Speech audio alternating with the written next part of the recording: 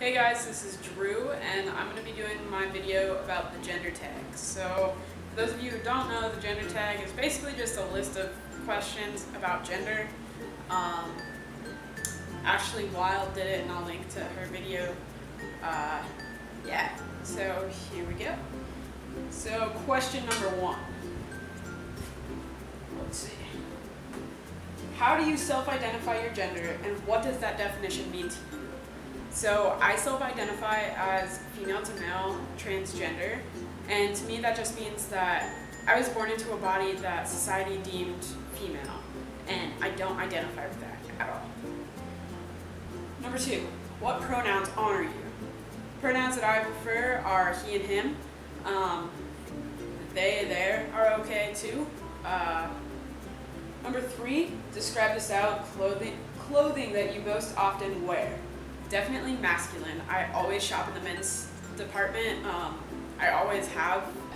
Talk about your choices with body hair and how do you style your hair. So body hair, I don't have any facial hair, so I don't have to worry about that. I don't shave my legs and I don't shave my armpits. That's pretty much all the body hair I have. Sorry, I have a cat attacking me. What was the other part? Oh, how do you style your hair? I just kind of do like this messy spike thing. I don't even really know. I just kind of get out of the shower and call it good. Number 5, do you have facial hair? What do you choose to shave or choose not to shave? No, I don't have facial hair, but hopefully I'll be getting on hormones soon and I will get facial hair, and I'm really excited for that. I'll definitely have a beard. Number 6, talk about cosmetics. Do you choose to wear makeup? Do you paint your nails? What types of soaps and perfumes do you use, if any? I don't wear any makeup anymore. As far as soaps and perfumes and stuff, I use Old Spice deodorant, just like the original scent. So yeah, every now and then I'll wear some cologne that I got from Rue 21. It's called Carbon, but even that I don't wear very often. Number 7, have you experienced being misgendered? If so, how often? Do you experience dysphoria, and how does that affect you? Yes, so I get misgendered all the time, pretty much every single day. I took my fiance to go get her nails done, and I actually got gendered properly. They were like, hey, does he want anything? And I was just like, oh, you're talking about me. That's so cool. But that doesn't happen super often. Do you experience dysphoria? So dysphoria is kind of one of those words that no one really knows the true definition unless you've experienced it, and I think it's different for every person. So for me, I look at my body and it's not what I want it to be. I have a chest and that's not right in my mind. In my mind I have those things, or don't have those things.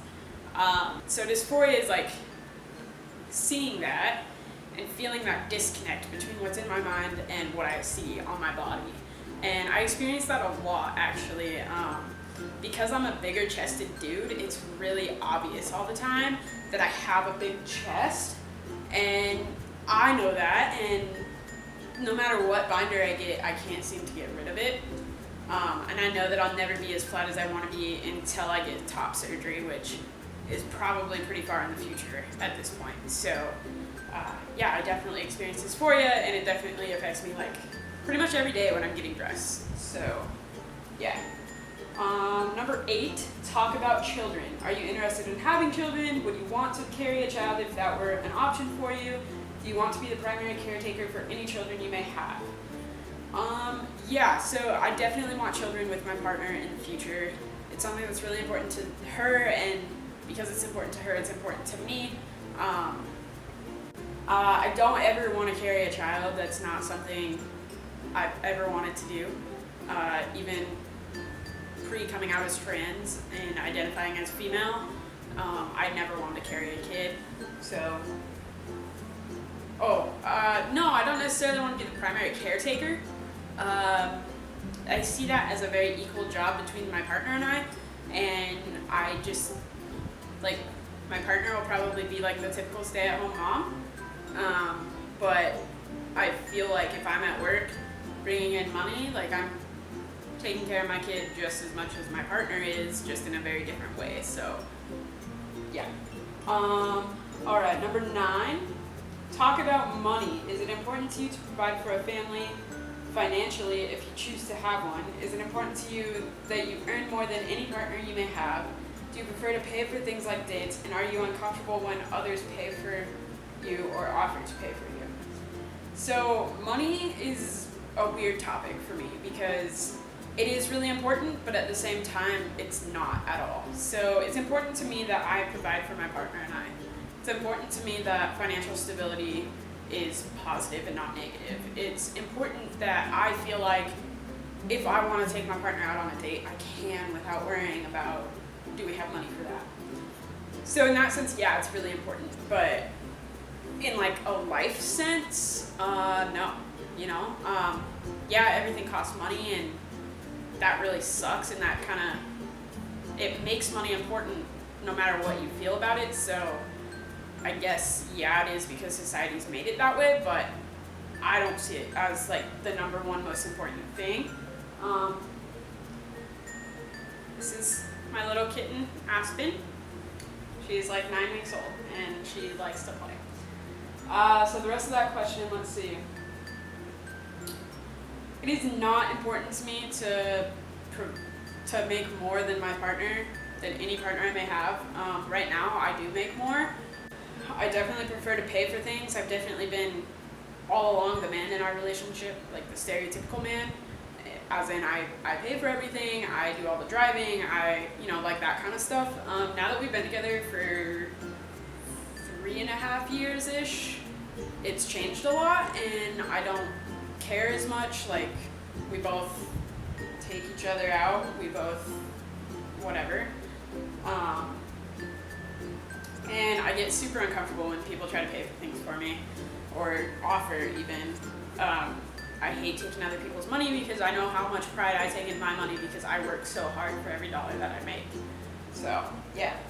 And number 10, is anything else you want to share about your experience with gender? I think that gender is this weird thing in life, and I think we all kind of question it at some point in our lives. For me, I've questioned it my whole life. Like, as a really young girl, I dressed like a boy and played baseball with the boys and did everything with the boys, and that made sense to me and that fit me. And the second I was told I couldn't play baseball with the boys anymore, I quit. Like, things like that made me kind of like question who I was, even at that young age. Like, not necessarily who I was, but how I identify with other people. And I've definitely always felt like I'm categorized over here, but I categorize myself over here. How does that work? And now, as a 21-year-old, I've come out as transgender, and I'm starting to express myself the way I want to be seen and the way I feel comfortable, and it's just so much better, even though there's been some resistance, and I just couldn't be happier to be out and be myself. So yeah, that's my gender tag. If you want to do a gender tag, let me see it in the comments and I will check it out. Yeah, thanks for watching, and have a great week, everybody. Later.